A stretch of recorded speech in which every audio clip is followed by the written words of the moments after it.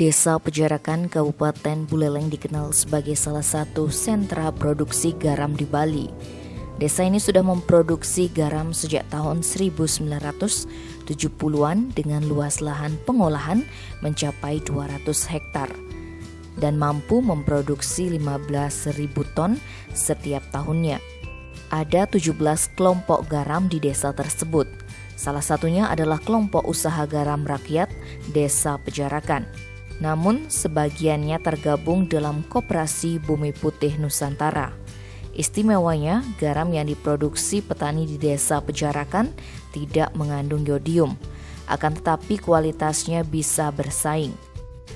Gubernur Wayan Koster juga meminta agar garam tradisional Desa Pejarakan tetap dipertahankan tanpa menggunakan yodium karena lebih sehat dan berkualitas.